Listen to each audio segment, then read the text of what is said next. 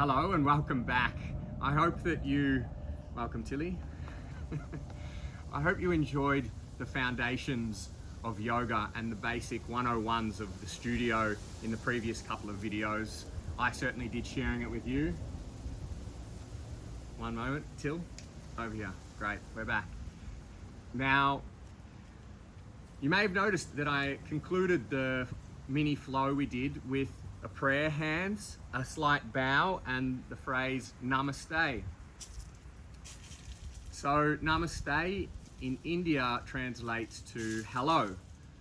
However, in the Vedic language and old language, it translates to I bow to you, I bow to the divinity in you. And currently there's a little bit of cultural appropriation being discussed around using namaste as a white teacher, and the many white teachers that use this phrase to sign off on their class and to conclude a flow.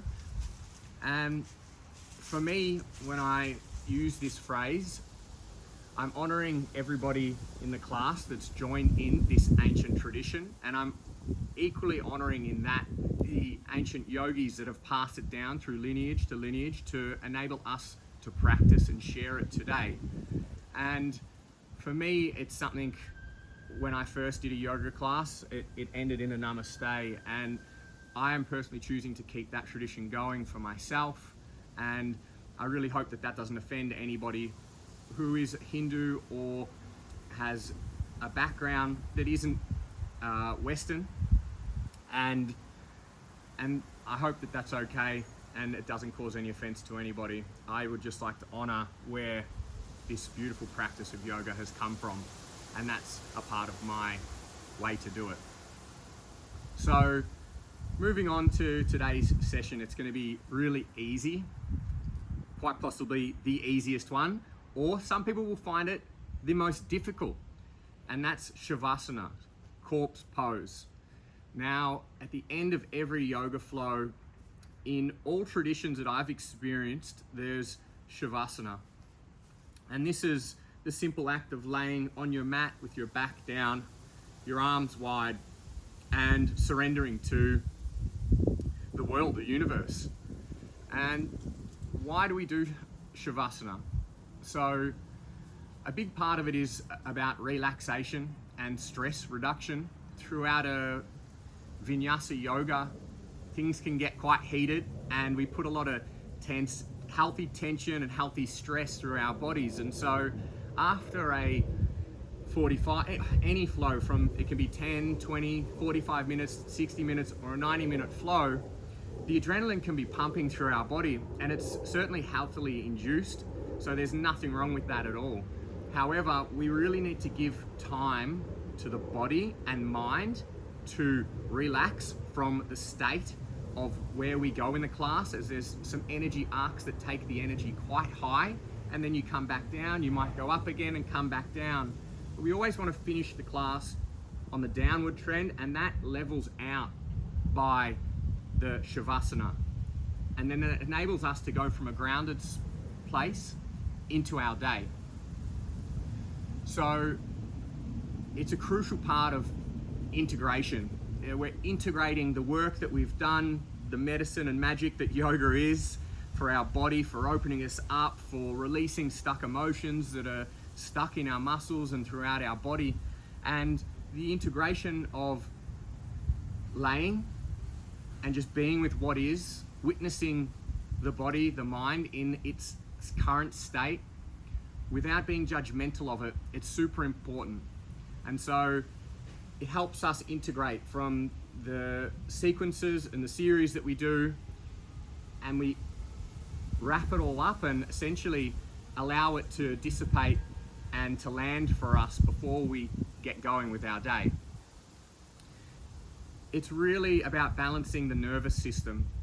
As I said, throughout the class, there can be some energy arcs and some music that can get quite intense, and so we can be quite riled up from a class. And when we enter Savasana, this is where a lot of the magic happens, and we can begin to surrender, let go at a deeper level.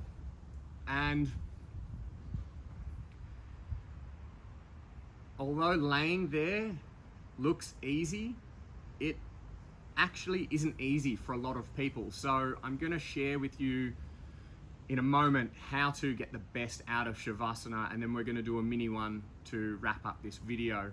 So the final point I want to share on Savasana is it helps us develop our mindfulness and our awareness. So mindfulness is a awareness of the present moment without any judgment. And so when we're moving the body quite fast, we're being very mindful of our body's movements, our breath, and our mind is fully focused on both of these at the same time. So it's a very meditative practice doing yoga. And then when we slow down, we can start to pay more attention to the subtleties.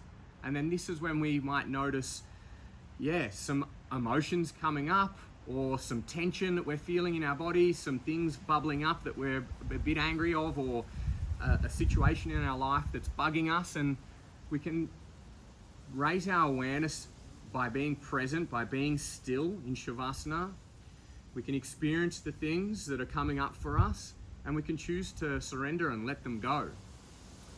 And it's a very powerful practice, and when you know how to do it right, and there's not really a wrong way to do it. However, if you do take your time in Savasana and honor it for what it is and allow it to work its magic, it can be really profound. So that's the benefits of Savasana. How to get the best out of Savasana. It's going to be different for everybody, and it's about finding your personal preference, what works and feels the best for you. And I'm just going to suggest 2 ways in which you can get the most out of it. The first is when we enter Savasana, we can do a gentle body scan. We can start at the toes, bringing our awareness down to our toes, and you can picture your awareness like a flashlight. It's like your mind is like a flashlight. You bring your mind down to your toes. You can scan up to your shins and calves, knees, your quads and hamstrings, hip flexors, your pelvis, your stomach, ribs, lower ribs, into your shoulders and your upper back, into your chest, down your arms, biceps, elbows, down to your fingertips, and then back up to your neck and up to the tip of your head. And I've just gone through that quite quickly. I would suggest taking 1 deep breath into each part of the body. And inhale, exhale, soften the toes. Inhale into the shins and calves. Exhale, soften the shins and calves, and just let them be more, or let the weight take over, let gravity do its job and flatten you into the earth beneath you. And so your body and your mind might feel quite heavy during a Savasana, and that's a good thing, that's positive. It means that you've given your body time to relax, for the stress to reduce. You've balanced out your nervous system, and so to feel heavy after a Savasana is certainly not a bad thing. It's a good thing. It means that you've been able to use that time quite wisely. And it's not heavy as in like I'm slow in my mind, or it's like a dull, heavy feeling. It's a deeply relaxed, weighted feeling. Heavy might be the wrong word for that. So, appreciate you letting me explain it a bit deeper. Now, once you finish a scan of the body, you may be in enough of a relaxed state to just be there, and there might be very few thoughts, and that's a beautiful place to be. And you'll know what I'm talking about when we get into the later videos and we do a bit more of a stressful flow. And it's not stressful, it's just a little bit more high intense and a bit more healthy stress on the body, and we come to Savasana and we extend that out for about 6 or 7 minutes, and you'll know this very like deluxe feeling of stillness within the body. So I'm looking forward to experiencing that for the first time. It's truly magic. And however, when you finish the scan of your body, you still might be having a few thoughts. Your mind might be rushing to, I've got that meeting coming up. I hope this isn't running over time. I don't like what I said this day. And that's totally normal as well. It's just about being aware of the mental state, aware of the body, aware of the mental state. You go over there. And so, if you are aware that your mind is still quite active, you could bring your attention down to your belly and focus on the breath. A deep breath into the belly, feeling the abdomen expand, and exhale and it falls back towards the earth. Inhale, it expands, and exhale, letting it fall. And with each exhale, feeling yourself sink deeper and deeper into the earth beneath you. And so, using the breath as an anchor for your mind to slow those thoughts down. When you bring your attention to your belly, you might have a thought in 2 breaths time or 3 breaths time, and that's totally normal. Just be aware when you have that thought, it's like, all right, I'm thinking again, let's come back to Savasana and focus on the breath in the belly. And then potentially after, and you may find through the whole Savasana that you have thoughts, like that's totally normal. It happens to me, and I've been practicing for 10 years now, so it's totally normal. Don't beat yourself up about it. It just means that there's some important things that you need to address. That's where your mind's going. They must be important. And just keep coming back to the belly expanding and falling. Aiming for long, slow, and deep breaths. And I really like the phrase here, aim for slowness, not stillness. Just aiming to be really slow. And eventually, after focusing on the breath in the belly, the mind will start to slow as well. So that's 2 ways in which I'm going to suggest that you can get the most out of a Savasana. And I'm going to demonstrate it with you now. So let's lay down on our backs and begin. One more point actually, don't rush to get up from a Savasana. Always move slowly. Allow what's just beautifully happened to vibrate through you and resonate with you before you move into your day. Really feel the benefits of what yoga can offer to you, which really shines at the end of the Savasana and the following few minutes. And it goes out into your day, but those few minutes after Savasana are really beautiful. So try not to rush to get up and go. It'll be there when you get there. So making your way down onto your back and allowing your arms to fall out to the side. So we're going to be here for about 5 minutes. Just after 5 minutes. And yeah, allow your body to get heavy. Feel gravity doing its job. Your palms can be facing up or slightly angled in, whatever works for your body's anatomy. And let's take a couple of deep breaths in through the nose, deep into the belly. Mini pause at the top and exhale through the mouth, emptying completely.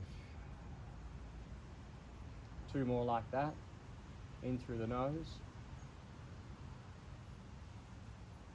Pause at the top and exhale through the mouth. Let something go. 1 more at your own pace.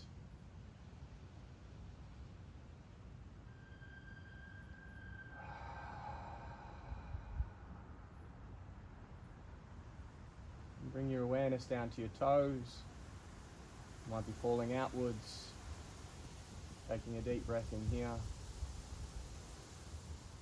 And exhale as they sink almost if they're melting through the surface beneath you. Shins and calves.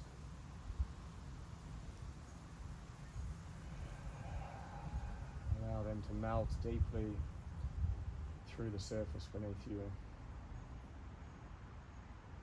the quads and hamstrings. Take a deep breath in here. And exhale through the mouth. Feeling the whole lower half of your body feeling very heavy and relaxed.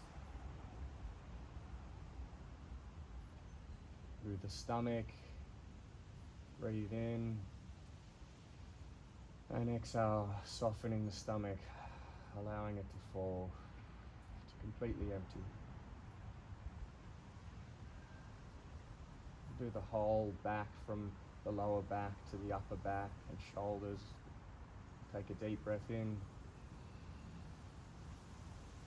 and exhale through the mouth. Let it fall out as the back sinks into the surface beneath you.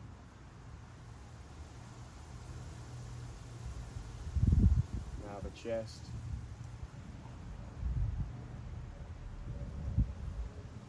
And exhale. Just breathing at your own rhythm. What's comfortable for you? We'll do the upper arms. Take a breath in here. It's almost as if you're switching off a light bulb. On the exhale, you're switching off your upper arms.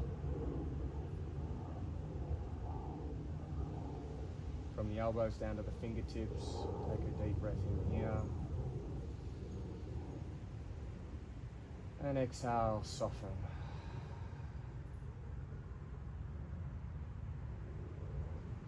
Shoulder and neck, shoulders. Take a deep breath in. And exhale.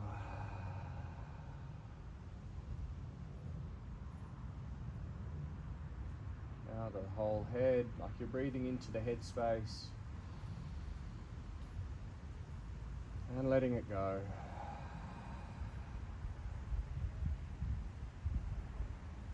And breathe comfortably for you. Take a few moments of silence before focusing on the belly, just to check with where you're at.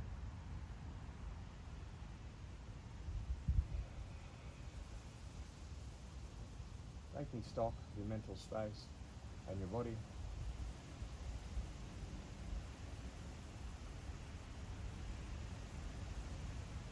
You can see what the temperature is of your body.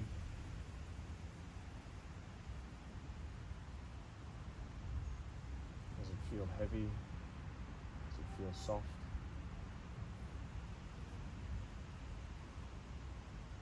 Just a few more moments of silence.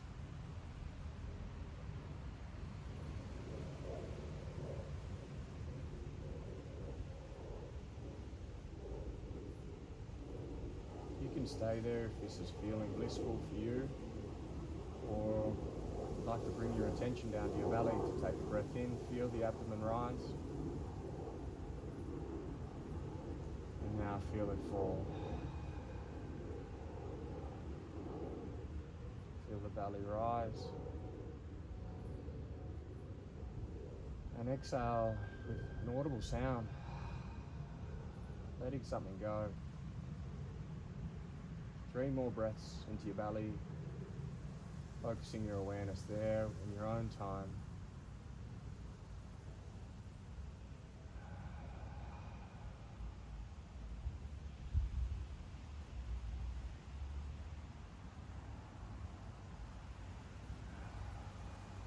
You may feel a tingling sensation throughout your body.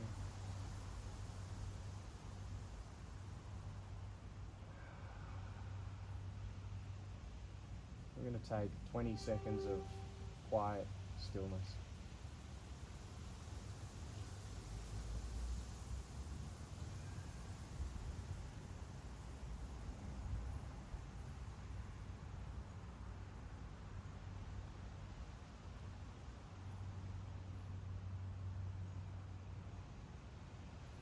And I'll invite you to gently wiggle your toes, invite some movement back into your body, your fingers, maybe the wrists and ankles. Keeping your eyes closed. Just feeling into the body what it's like to move again as you bring your awareness back into the space that you're in. Very slow. If this feels good for you, you're welcome to stay here while I finish the video. Otherwise, you can roll over to your favorite side. Take a moment to stay there for your body to integrate. And using a hand, you can push yourself up into a seat. Grab your pillow, keeping your eyes closed if you can.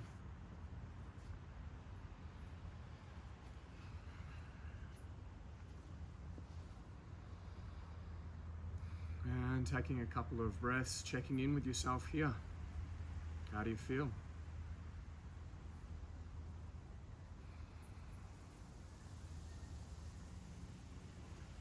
I certainly feel softer than when I began, and my mind is slower in a very relaxed way. You can gently open the eyes up, and I really have so much gratitude and appreciation to be able to share Savasana with you. It's one of my favorite things to do, and just off this simple 6-minute exercise, and it can be profound, the change that you can feel within your body and your mind. And it's so important for the practice of yoga. So please, when you get the chance, make the most of it. And don't be quick to rush off into the day. Just bask in this glorious feeling of slowness. Namaste.